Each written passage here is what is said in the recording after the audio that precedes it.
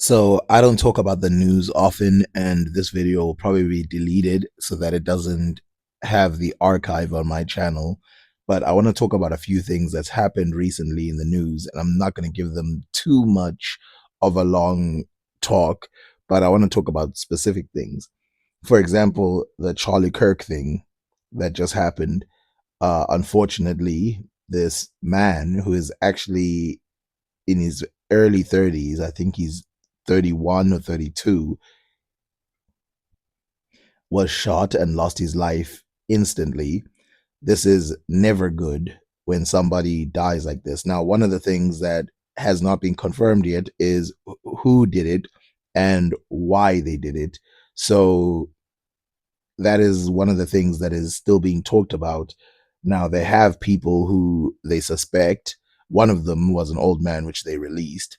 And then the second is an image which was released of a person who they suspect might have been involved. But again, I don't know. I have no idea. But I don't want to just report this to you. I want to give you my personal opinion on the whole thing. So there's a lot of people who think that this is like a time to celebrate. And I just want to state one thing.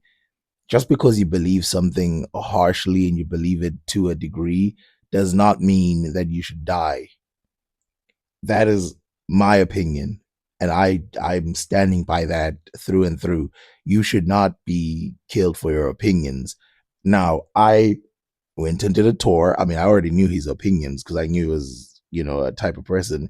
But I went and checked some of his opinions. And yes, some of his opinions when he was still alive were awful. But if you watch the video where he perishes in front of the camera like that, and you realize that there's no place in certain countries where you're safe, that's where it gets really dangerous. And here's the worst part: there's a video that's going around, I saw it on Twitter, of a guy who was recorded by some students running on the roof and then posing for like a sniper angle, and then he ran away, and they think that that guy might be the guy who shot the person. All of that is not good because firstly, we have no idea why that person did that. Maybe he's just targeting famous people. What are you going to do when he targets someone you actually like and then everybody else starts celebrating? One of the things that haunts me about the video is that he literally was talking about gun violence when he got gunned down, which is scary as hell. Now, people went in their own directions in terms of opinions, like, oh, this is ironic.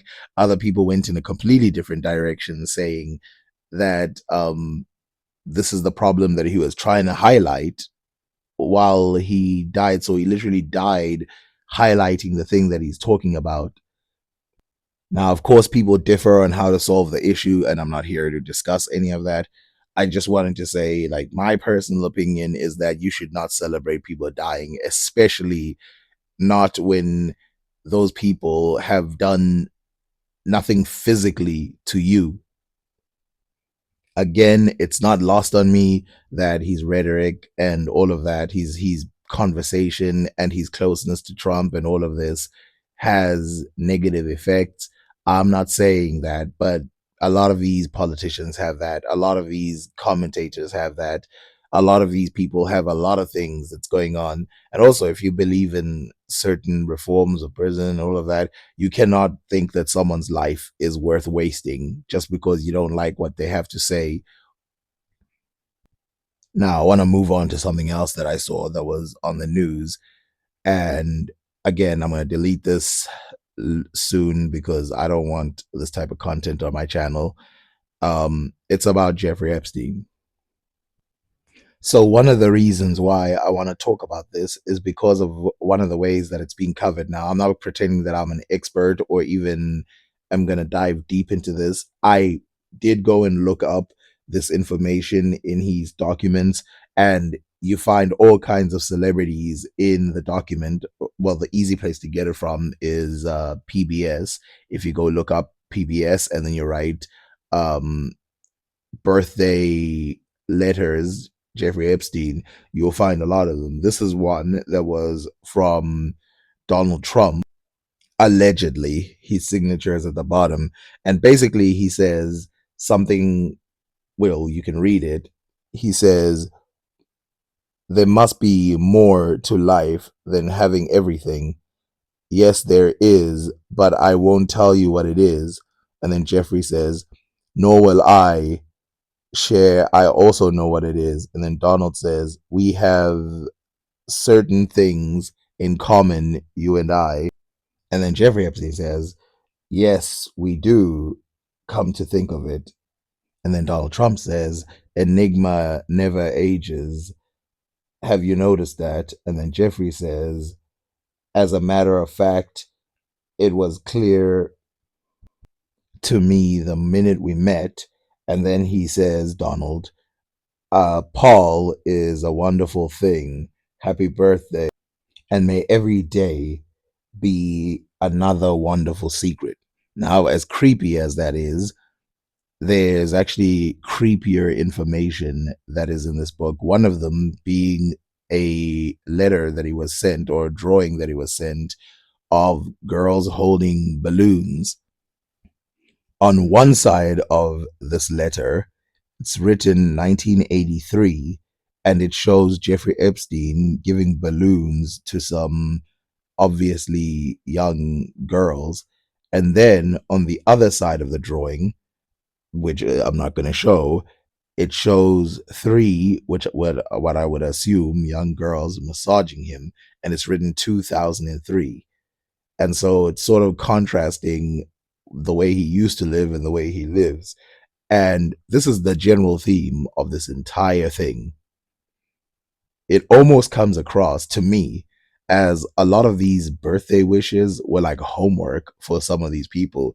And because of what's going on, it makes my mind think that a lot of these were extra blackmail material or extra information from these people that was sort of gathered, or I don't know, forced or coerced into them sending him, because a lot of other persons sent him pictures of animals with their um organs out, and some of them fornicating. I don't know what that was about. It's a whole bunch of letters that are weird as hell. The whole thing is strange. But if we go to the victims, that's where I think a lot of the story should be, but it's not actually being focused on that. And a lot of what the victims are saying is actually very, very strange. One of the things that is actually downplayed or not looked at carefully enough inside of this Jeffrey Epstein thing is that it's not an American thing. Like, a lot of people are looking at it like, oh, it was like an American thing. But Jeffrey Epstein recruited people from around the world, from Brazil, from South Africa, from other places, Israel, Eastern Europe. This woman here is from South Africa. Her name is Sarah Ransom, and she was one of the victims of Jeffrey Epstein. Jeffrey Epstein back in the headlines tonight. It's not to fight any more accusations. Instead, it's about a Facebook page. So who's signing up to be his Facebook friend? News Channel 5's Rochelle Ritchie has been checking it out in our newsroom. Rochelle. Well, Jay, the page was created about a week ago. So far, 2 women like the page and are followers of it. It also details the criminal investigation that led to his guilty plea to state charges of soliciting young girls for sex and promises to update any of those cases. A handful of people have already left comments. Jose Shamol writes, I was in jail with Mr. Epstein. With all the money he told me he's paid out, what's another $2 million? And David Weiss writes, that's sad, man, what money can do to people. Epstein served just over a year in jail. He's now on house arrest, which ends next month. Lawyers for the billionaire say Epstein has settled lawsuits with 7 more women who sued him for abusing them. Now, to check out Epstein's Facebook page, follow the link on WPTV.com. Just click on the As Seen on 5 section. Live in the newsroom, Rochelle Ritchie, WPTV, News Channel 5.